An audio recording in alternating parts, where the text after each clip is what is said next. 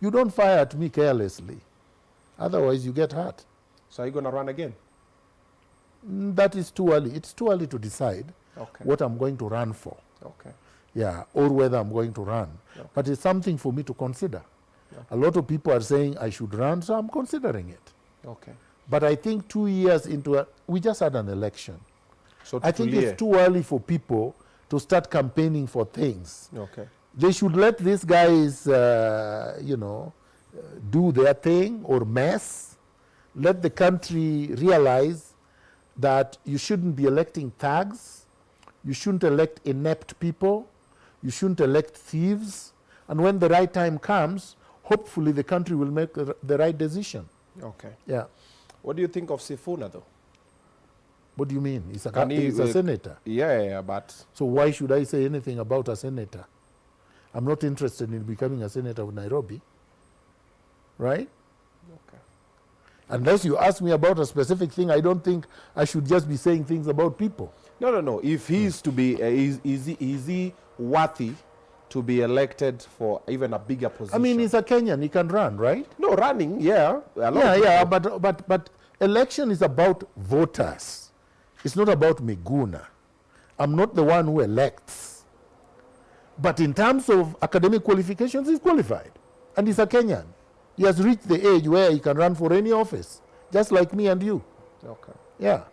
But he's not like the other ones you've mentioned. Clearly not. You can't compare Sifuna to Babu.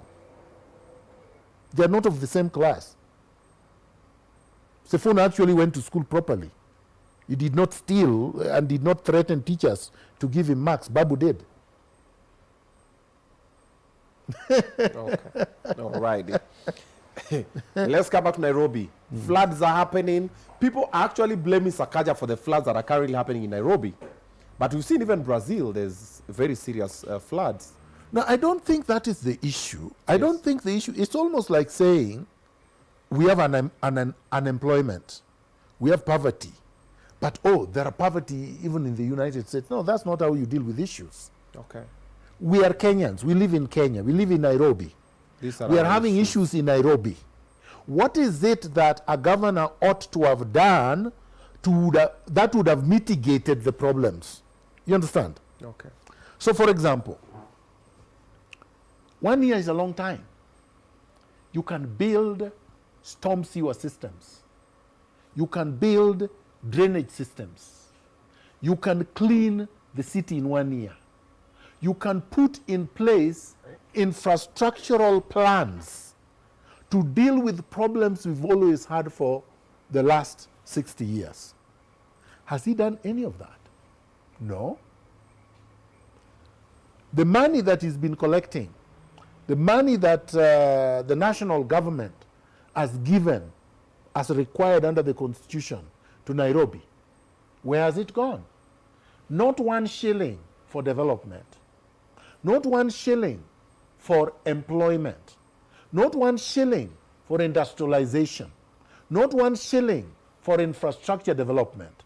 Not 1 shilling for healthcare. Not 1 shilling for education. So what is it that is done with the money? These are questions. So you can't just say, Brazil, there is flooding. No. We want to know what you've done in Nairobi. The riparian lands, wetlands, that are occupied, that were grabbed before, has he tried to repossess even at 0.0001%? No. Instead, he's grabbing. So no, Sakaja is a criminal, a bad one. And what is he doing about these constructions that are being done all over by Chinese, unplanned, disorganized, unnecessary, tall buildings that are being constructed, clearly in violation of planning bylaws? Why? Because he's getting kickbacks. Every city in the world must have a planning protocol for the development of the cities, all the cities. It cannot be that you are saying all we need to do is go up. There has to be a limit of up. And once that limit is there, it has to be enforced across the board. All these residential areas where it's just building concrete without recreational spaces. I mean, it's completely unhealthy and it's insane. Because in all cities of the world, the law is that whoever constructs concrete to a certain height, and that height is clearly imposed by law or bylaw, must have green space, must have recreational facilities, must have cycling lanes, must have things that make a community or a neighborhood livable. So people can breathe fresh air, children can play, people can walk, people can exercise. That's not happening in the city. And look what he was saying he was going to do at Uhuru Park. He wants to build a pub, isn't it? A club. Because he drinks. Inside the Uhuru Park. Yeah. Uhuru Park was supposed to be a green space, a recreational park. Yeah.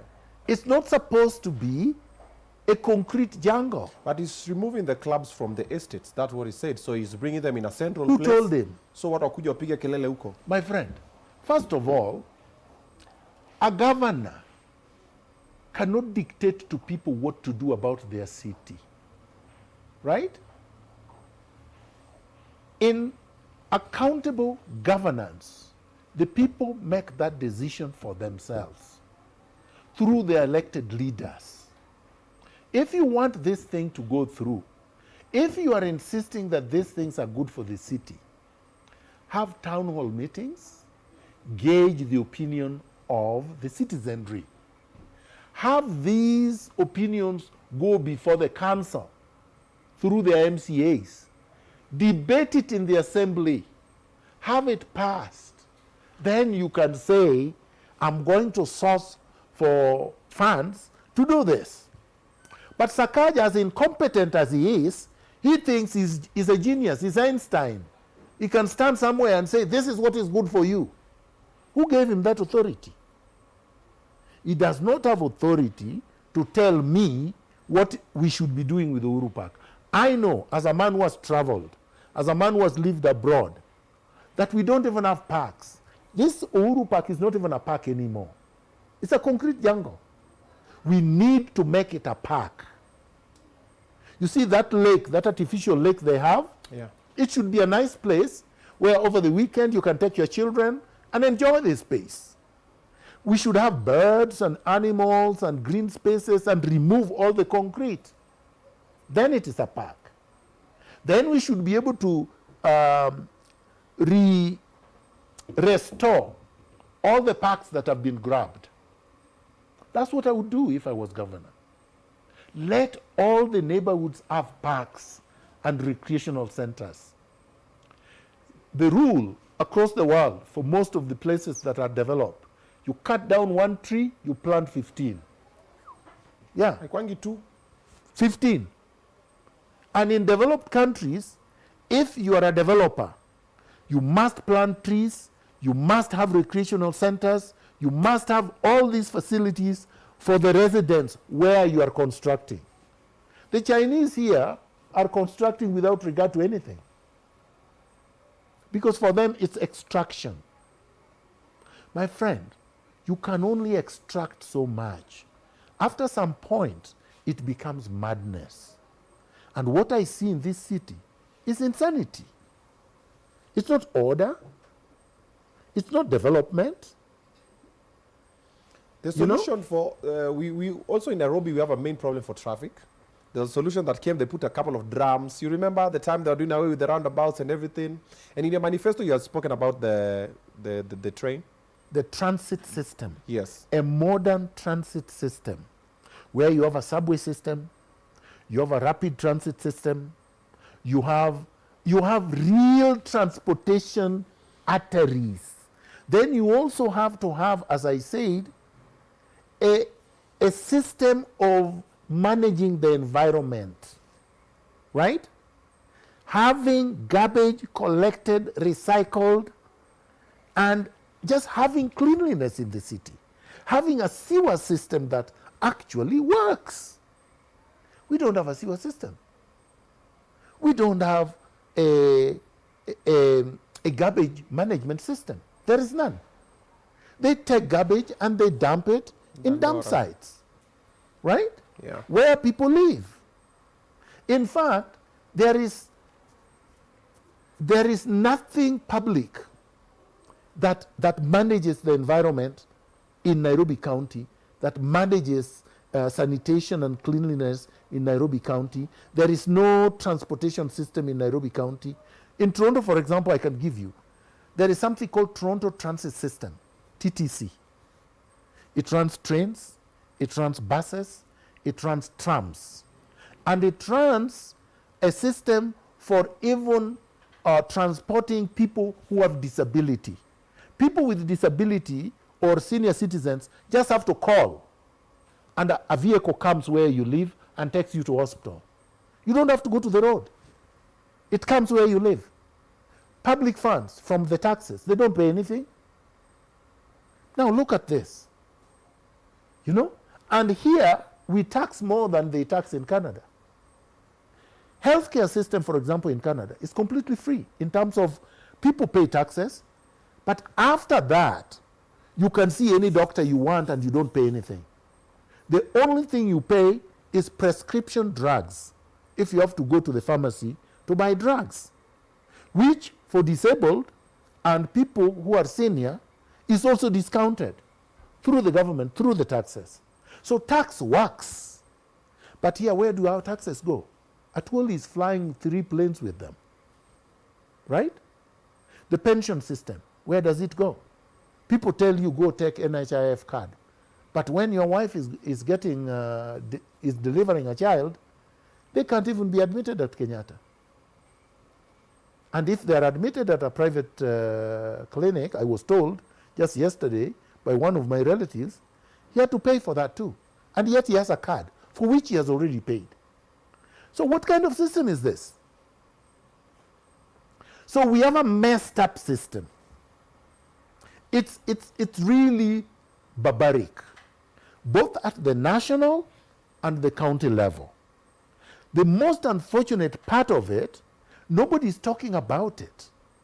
And these people, who are, some of them are in positions of power, are people who studied abroad, who have lived abroad, who have worked abroad, whose children are staying, working, and studying abroad.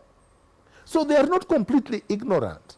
The only thing that they are doing is that because their children are not going to these things, through these problems, they don't care. When their wives want to deliver, they take them to London. When they are sick, they go to India. Right? And when their children are going to university, they take them to foreign universities. And then they come back here to be on top of you. So basically, it's the ostrich situation. Head in the sand, whatever happens, happens. It's not affecting me. Let's roll. We know in Nairobi, as a county, we have a lot of cartels. Do you believe if you were elected, you would have managed to handle them? They would run away before I am sworn in. So I don't even have to handle them. They would just run away on their own. They would just take off and run, my friend. They know. They would not wait for me. That's number one. They would not wait for me. And you wouldn't change. Because we have people who come with manifestos like this. My friend. Wanaingia hivi unasikia. Okay, so let me ask you. I give people very simple examples. I was the Prime Minister's advisor. How come I didn't change? The people around me changed.